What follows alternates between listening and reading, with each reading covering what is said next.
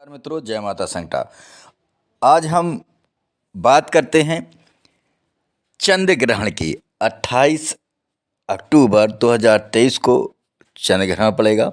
तो चंद्र ग्रहण का राशियों पर क्या प्रभाव पड़ेगा, लोगों के जीवन में क्या प्रभाव पड़ेगा, आज इसकी चर्चा करेंगे। 28/10/2023 को चंद्र ग्रहण का जो सूतक काल है वो शाम को 4:13 से लगेगा। उसके बाद कोई भी भोजन वगैरह नहीं किया जाएगा, लेकिन जो लोग बीमार हैं और रोगी हैं या असहाय हैं तो वो लोग भोजन कर सकते हैं तुलसी का पत्र उसमें डालकर। और जो चंद्र ग्रहण है तो चंद्र ग्रहण का जो समय है वो रात्रि में 1:13 से लेके और 2:27 के बीच ये जो ग्रहण होगा वो पड़ेगा 28 तारीख की रात में, यानी कि 29 तारीख AM से ये माना जाएगा। और इसका जो समय है 1 घंटा 14 मिनट का ये ग्रहण काल है। तो अब हम बात करते हैं कि चंद्र ग्रहण का राशियों पर क्या प्रभाव पड़ेगा। अब हम बात करते हैं, सबसे पहले बात करते हैं मेष राशि की। जो मेष राशि के जातक हैं तो मेष राशि के जातकों में जो चंद्रमा है वो लग्न में है राहु और बृहस्पति के साथ। राहु बृहस्पति मिलकर चांडाल योग बना रहे हैं और राहु चंद्र को ग्रसित कर रहा है। राहु एक छाया ग्रह है, जब वो चंद्रमा से संपर्क करता है तो चंद्र ग्रहण की स्थिति क्रिएट होती है। और जब राहु जो छाया जब चंद्रमा पर पड़ती है तो ग्रहण की स्थिति बनती है। तो चंद्र ग्रहण में राहु चंद्र मिलकर, तो जो लोग मेष राशि संबंधित है वो अनायास कहीं पर विचरण न करें, क्योंकि शरीर पर किसी भी अननेचुरल हवा की या मानसिक तनाव की कोई समस्या हो सकती है। बाकी रोजगार की स्थिति अच्छी रहेगी और जो आपका पराक्रम की स्थिति है, काम धंधे की स्थिति भी ठीक रहेगी, लेकिन मानसिक तौर पर थोड़ी सी या शरीर को थोड़ी सी समस्या हो सकती है, घात हो सकता है, इसलिए होशियार रहें 30 तारीख तक। अब हम बात करते हैं मेष के बाद वृष राशि की। वृष राशि में अगर हम देखें तो वृष राशि में जो राहु है वो 12वें घर में होगा, चंद्रमा भी वहाँ होगा। तो किसी प्रकार की यात्रा न करें और किसी प्रकार के कागज में साइन न करें, किसी की गवाही ना दें। और जो मानसिक तौर पर जो भी डिसीजन आप लें तो वो विचार करके लें। और कोई भी किसी भी व्यक्ति से सड़क चलते विवाद ना करें, ना उसे गलत बोलें। आंखों में कुछ समस्या हो सकती है या आपको बार बार क्रोध आ सकता है, इसलिए थोड़ी बहुत क्षति हो सकती है, तो इसलिए होशियार रहें। अब हम आगे बात करते हैं मिथुन राशि की। मिथुन राशि में जो चंद्रमा है वो चंद्रमा पराक्रम भाव के ही समान एकादश भाव में 11वें भाव में है। तो जो 11वें भाव में वहाँ पर राहु भी है, चंद्रमा भी है और गुरु भी है। तो चंद्र यहाँ पर देखें तो चंद्र गुरु का राजयोग भी है, लेकिन राहु यहाँ पर बैठा हुआ है। तो यहाँ पर स्थिति हम देखते हैं कि जो जातक के यदि कुल देवी देवताओं का प्रभाव है, किसी देवी शक्ति का प्रभाव है, और जो लोग दवा का या शराब का इस तरह का कोई कार्य कर रहे हैं या गुम्मा गिट्टी वालू इस तरह का, तो उनको विशेष भोजन से संबंधित है, तो उनको विशेष लाभ की प्राप्ति की प्रबल संभावना है। और मिथुन राशि के जातकों को इस समय लाभ की प्रबल संभावना दिखाई दे रही है। अब हम बात करते हैं कर्क राशि की। तो कर्क राशि की अगर हम बात करें तो कर्क राशि के जातकों की स्थिति देखें तो राहु चंद्रमा के साथ कर्म क्षेत्र में बैठा हुआ है और गुरु भी वहाँ पर है, राजयोग भी बना रहा है।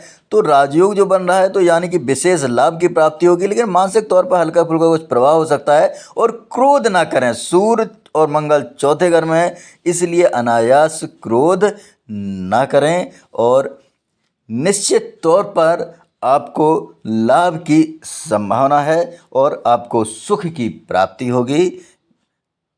अब हम आगे बात करते हैं सिंह राशि की। सिंह राशि की हम बात करें तो सिंह राशि में आप देखेंगे कि जो सिंह राशि के जातक हैं उनको भी विशेष लाभ की प्राप्ति होगी, क्योंकि जो सिंह राशि के जातक हैं उनको जो ये सिंह राशि के जातकों के लिए भी उनको श्री यानी कि धन व्यवस्था उनको भी प्राप्त होगी और लाभ की स्थिति बनेगी।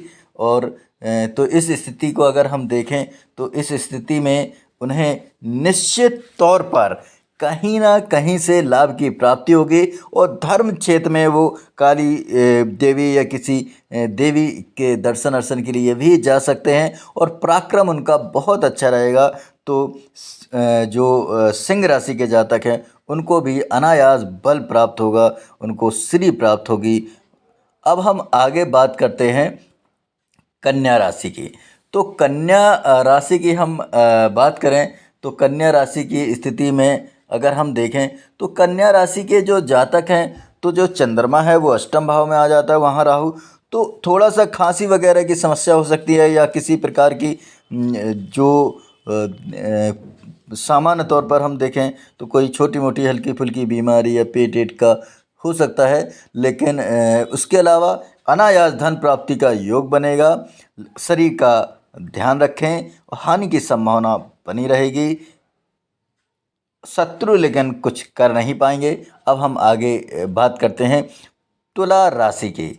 तुला राशि के जो लोग हैं तो तुला राशि में चंद्रमा सप्तम भाव में स्त्री भाव में पड़ेगा, रोजगार क्षेत्र में पड़ेगा, तो रोजगार की जो स्थिति है वो साउंड होगी, लेकिन स्त्री जाति से थोड़ा सा कोई समस्या हो सकती है, स्त्री जाति से संबंधित मानभंग हो सकता है, इसलिए आज स्त्री जाति से संपर्क में दूर रहें, संपर्क न करें, क्योंकि जिस स्त्री से संपर्क होने की संभावना होगी वो स्त्री निश्चित तौर पर इस तरह की क्रिया करेगी कि आपका मान भंग हो जाए, अपमान हो या आप फंस जाएं, तो ऐसा कोई भी कार्य ना करें। अब हम आगे बात करते हैं वृश्चिक राशि की।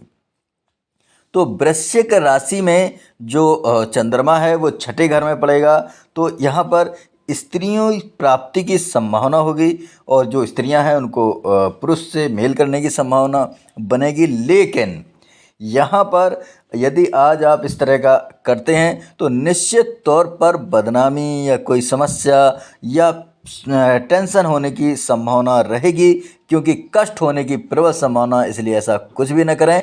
सूर्य 12वें घर में है, बुद्धि भी वहाँ पर है, तो निश्चित तौर पर अपमान की संभावना बन रही है, इसलिए मान भंग हो सकता है, इसलिए कोई भी यात्रा ना करें, किसी के यहाँ ना जाएं। अब हम आगे बात करते हैं धनु की। धनु राशि के जो लोग हैं तो धनु राशि वालों के लिए जो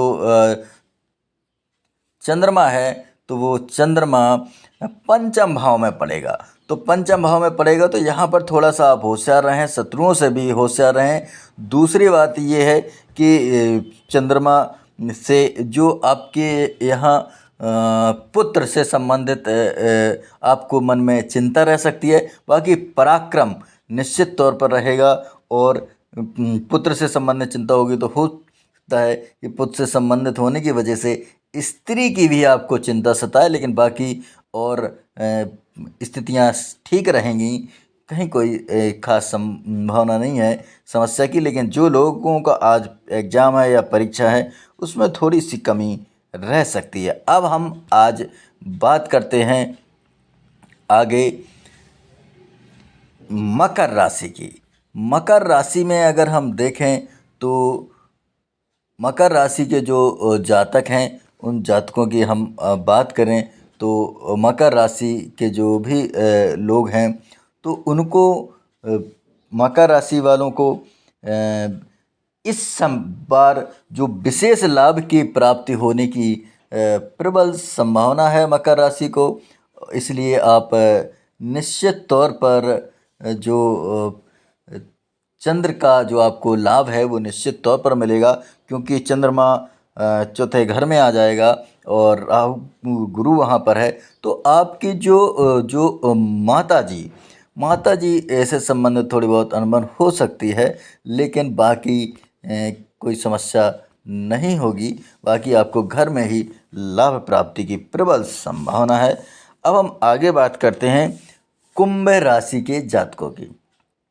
अब यहाँ पर कुंभ राशि के जो लोग हैं उनकी हम बात कर रहे हैं।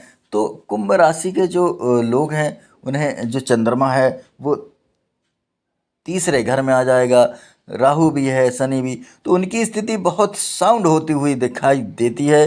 शनि लग्न में है, तो शरीर की दृष्टि से अगर हम देखें कई ग्रह यहाँ उच्च की स्थिति में दिखाई दे रहे हैं और दैवी कृपा भी दिखाई दे रही है, तो निश्चित तौर पर जो लाभ की संभावना है वो संभावना बनेगी। लेकिन किसी भी अननेचुरल समस्या से या आप मानसिक तौर पर जो चिंताग्रस्त हो सकते हैं, तो चिंता ना करें, तो निश्चित तौर पर आपको सफलता मिलेगी। अब हम आगे बात करते हैं मीन राशि की। मीन राशि के जो लोग हैं तो उनको दूसरे घर में, यानी कि चंद्रमा दूसरे घर में पड़ेगा, और दूसरे घर में चंद्रमा पड़ेगा तो वहाँ पर राहु भी है, चंद्रमा, तो फालतू में व्यर्थ में व्यथा आप लेंगे। व्यर्थ में व्यथा लेने की कोई आवश्यकता नहीं है। शांति बनाए रखें और इस समय को निकालें। माता पक्ष से हो सकता है कि उनको थोड़ा बहुत समस्या हो, आँखों में आपके कोई समस्या हो सकती है, आप ज़्यादा सोच सकते हैं, ऐसा कुछ भी ना करें। यह समय 30 तारीख तक का है। इसके बाद जैसे ही चंद्रमा दूसरी राशि में प्रवेश करेगा तो ये समय चेंज होगा। आज के लिए बस इतना ही। हमारा चैनल लाइक एवं सब्सक्राइब जरूर कीजिए। किसी भी प्रकार की समस्या के लिए आप हमसे सीधे संपर्क कर सकते हैं। पंडा ज्योतिष केंद्र उराई। नमस्कार मित्रों, जय माता संकटा।